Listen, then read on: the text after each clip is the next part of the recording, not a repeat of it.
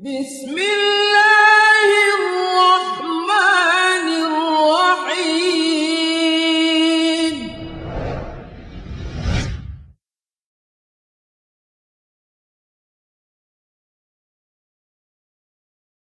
أعوذ بالله السميع العليم من الشيطان الرجيم. بسم الله الرحمن الرحيم. إن الحمد لله نحمده ونستعينه ونستغفره ونعوذ بالله من شرور أنفسنا ومن سيئات أعمالنا. من يهده الله فلا مضل له ومن يضلله فلا هادي له، وأشهد أن لا إله إلا الله وحده لا شريك له، وأشهد أن محمدا عبده ورسوله صلى الله عليه وعلى آله وصحبه وسلم تسليما كثيرا. يا أيها الذين آمنوا اتقوا الله حق تقاته ولا تموتن إلا وأنتم مسلمون. يا أيها الناس اتقوا ربكم الذي خلقكم من نفس واحدة وخلق منها زوجها وبث منهما رجالا كثيرا ونساء، واتقوا الله الذي تساءلون به والأرحام إن الله كان عليكم رقيبا. يا أيها الذين آمنوا اتقوا الله وقولوا قولا سديدا يصلح لكم أعمالكم ويغفر لكم ذنوبكم، ومن يطع الله ورسوله فقد فاز فوزا عظيما. أما بعد، فإن أصدق الكلام كلام الله، وخير الهدى هدى محمد صلى الله عليه وسلم، وشر الأمور محدثاتها، وكل محدثة بدعة، وكل بدعة ضلالة، وكل ضلالة في النار. All perfect praise is due to Allah the Almighty. I testify that none is worthy of worship except Allah. And I testify that Muhammad sallallahu alaihi wasallam is his final prophet and messenger. May Allah exalt his mention as well as that of his families and all his companions.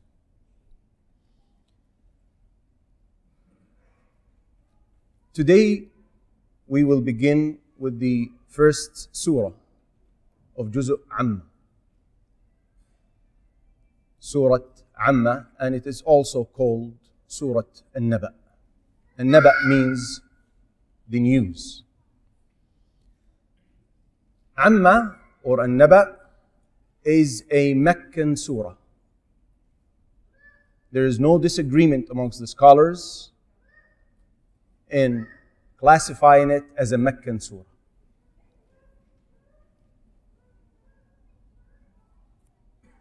As we mentioned last time, the Meccan surahs, with regards to the topic it addresses, it focuses on the unseen, namely the day of resurrection, reward and punishment, meaning hell and paradise, or paradise and hell, addressing the oneness of Allah Azza wa Jal, and that He is the Almighty, the only deity worthy of being worshipped. And Surah Amma is no different. Allah Azza wa Jal addressed the people with this surah, and it had a style to it, the shortness of the verses, the strength and powerful tone it used addressing the people.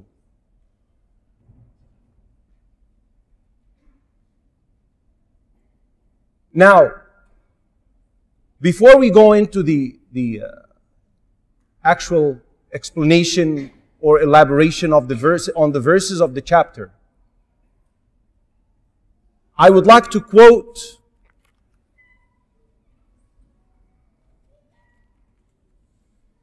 some words of one of the scholars. But I would like to mention one point, is that when we are addressing the issue of Quran, when the matter is related to the speech of Allah Azza wa Jal, the words of Allah Azza wa Jal, we need to really concentrate and be attentive with the hearts before the ears. Because this is the best speech. These are the words of Allah the Almighty. He said, and these were beautiful words, He said this surah is acting like a warning. It acted like a warning to the disbelievers, idol worshippers, the atheists at the time of Muhammad sallallahu alaihi wasallam. It was very powerful in its speech. It was as if Allah Azza wa Jal was calling upon people who were deep asleep or people who were drunk. It was as if a message conveyed to them, people, wake up, look around, ponder and reflect. To this universe is a creator. This universe was created by Allah. This universe was created by a creator who runs its affairs, who decrees its matters, and who will hold people to accountability, and that there will be consequences to the deeds and actions you perform on earth.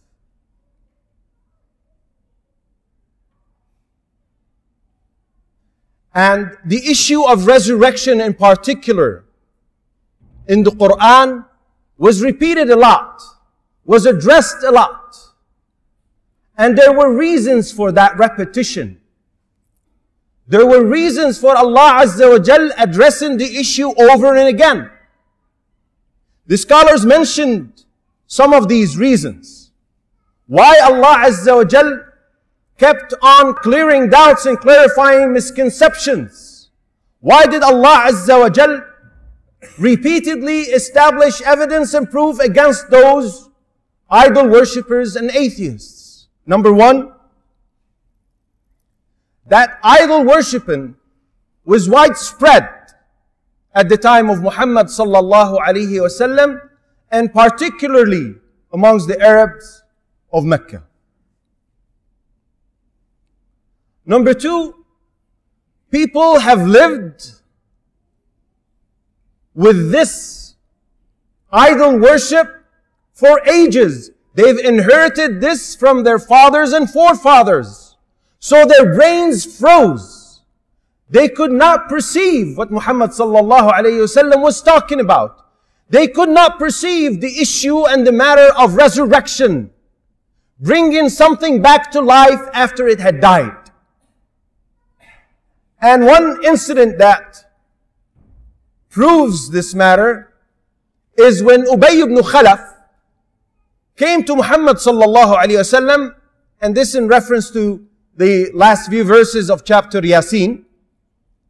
And he had bones of a dead body, and he smashed them with his hand and turned them into dust and sprinkled them in front of Muhammad sallallahu alaihi wasallam. And he said, could your God bring this back to life? Resurrect this back to life? So their brains were frozen. They could not perceive. They could not understand. They could not believe that this can happen. Number three is their deep emotion and attachment to these idols that they were worshipping. They were carrying them everywhere they went. They were making them from everything. From stones, from wood, from dates.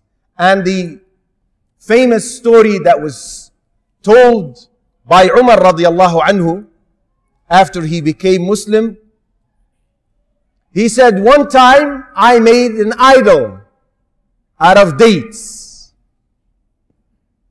And then a short while later, I became hungry one day, and I found nothing to eat but my idol, so I ate my God.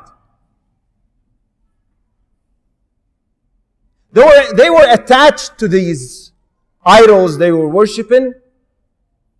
And Allah Azza wa Jal mentions that loyalty and attachment to their idols, as in chapter Sad, verse 6.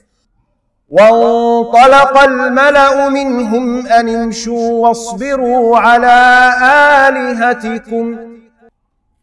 Which means, and the eminent among them went forth, saying, continue and be patient over the defense of your gods. Lastly, number 4, is their fear of losing their prestigious positions, their rank amongst their people. Because as soon as they submit to La ilaha illallah, their leadership and the fellowship of their followers to them would drop immediately. Because their followers will be servants to Allah Azza wa Jal, and they would be following Muhammad sallallahu alaihi wasallam. This is natural and by default. And the arrogance of the elite amongst them, or a lot of them at least, and pride and fear of losing such position was behind a lot of them denying, arrogantly and proudly denying and rejecting the message of Muhammad sallallahu alaihi wasallam. The reason for the revelation of this chapter, as mentioned by Al-Imam Al-Qurtubi rahmatullah alayh, he said, Ibn Abbas, Abdullah ibn Abbas, may Allah be pleased with him, the cousin of Muhammad sallallahu alaihi wasallam, he said, Quraysh used to sit in their gatherings and ask one another, what is this that Muhammad came with? What is this message he's calling to? What is this resurrection he's talking about? So they were asking one another about the message of Islam and what Muhammad sallallahu alaihi wasallam came with, and thus Allah Azza wa Jal revealed the chapter. And likewise was mentioned by Ibn Jarir and Ibn Abi Hatim on the authority of Al-Hasan Al-Basri rahmatullahi alayhi, may Allah have mercy upon him. There are 4 opinions regarding the first verse. The first verse says, عَمَّ يَتَسَاءَلُونَ. Allah Azza wa Jal gave an introduction. And by the way, this surah is broken into segments. And we will address every set of verses, every segment by itself. The first few verses, the first 5 verses of the chapter was like an introduction to the matter. Allah Azza wa Jal says, عَمَّ يَتَسَاءَلُونَ عَنِ النَّبَإِ الْعَظِيمِ الَّذِي هُمْ فِيهِ مُخْتَلِفُونَ كَلَّا سَيَعْلَمُونَ ثُمَّ كَلَّا سَيَعْلَمُونَ. Which means, about what are they asking one another? About the great news or happening or event over which they are in disagreement? No, they are going to know. Then know they are going to know. The first verse is a question. Allah Azza wa Jal was not asking this question because He's unaware of the answer. As the scholars said, this question is a form of condemning what the Quraysh were asking one another. Because Allah Azza wa Jal is all aware, all knowing of everything that takes place, everything that is concealed, everything that did not happen. Had it happened, how it would have happened. Allah is all knowing. But it's a way of condemning Quraysh and the question they were asking. Because some of them were arrogant and proud, and due to that, they rejected and denied the message of Muhammad sallallahu alaihi wasallam. Now the news or event that is mentioned in the second verse was interpreted by different scholars differently. Mujahid rahmatullahi alayhi said it refers to the Quran, while Ibn Zayd said it refers to the day of judgment. Qatada said it refers to resurrection, and Ibn Abbas said it refers to the legislation with which Muhammad sallallahu alaihi wasallam came.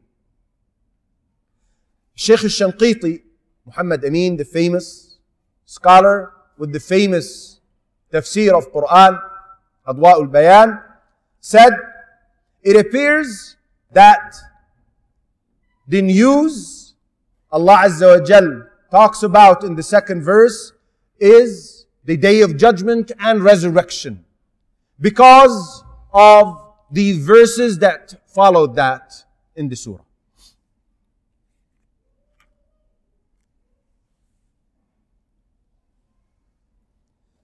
Many people, when Muhammad sallallahu alaihi wasallam received the message, started accusing Muhammad of sallallahu alaihi wasallam of being a liar, a magician, a fortune teller.